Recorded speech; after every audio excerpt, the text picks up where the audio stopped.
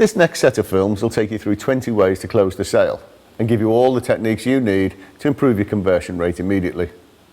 Each film will take you through a tried and tested technique and give you examples of how and when to use them. But before we delve into the techniques of closing, let's see if we can understand exactly what a close is. Firstly, a close is not something that happens at the end of a sale. Closing happens throughout the sales process. It's not some magical question that you can ask a customer that will trick them into signing your order form. Closing questions are questions you ask a customer that confirm that they agree with you, or that they're ready to move to the next stage in the sales process. Ultimately, of course, a good closing question is one that you ask a customer that confirms that they're ready to buy. Indeed, as J. Douglas Edwards, that famous American sales trainer, once said, questions are the answer. And closing questions are really the techniques that you need to focus on throughout your sales process. In fact, we could say the golden rule for selling is ABC. Always be closing. Now, closing techniques for a salesperson could be compared to punching techniques for a boxer. The more punches you know and the more able you are to use them, the better boxer you will be. The same is true for salespeople.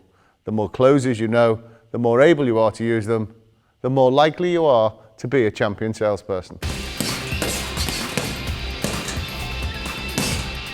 In fact, imagine what would happen if you only knew one punching technique. Say a straight right.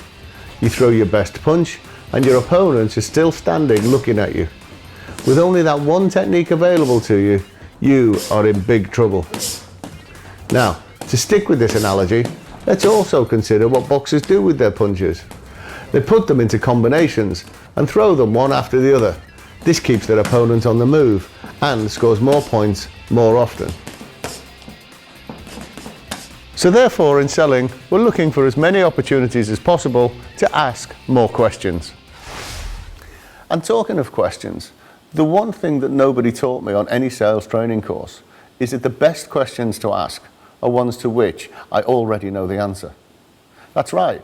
As salespeople, we're all taught to ask lots of questions. But what I recognized studying the champion salespeople is they could easily anticipate the response they were going to get from customers to the questions that they asked. Once again, this matches our comparison to the boxer. A good boxer will be able to anticipate an opponent's response to his attack, then he can plan his own defense and counter-attack accordingly. Imagine not just knowing what questions to ask, but being able to predict what response you're going to get from the customer, putting you one step ahead when planning your next question. This series of films will help you master this amazing technique.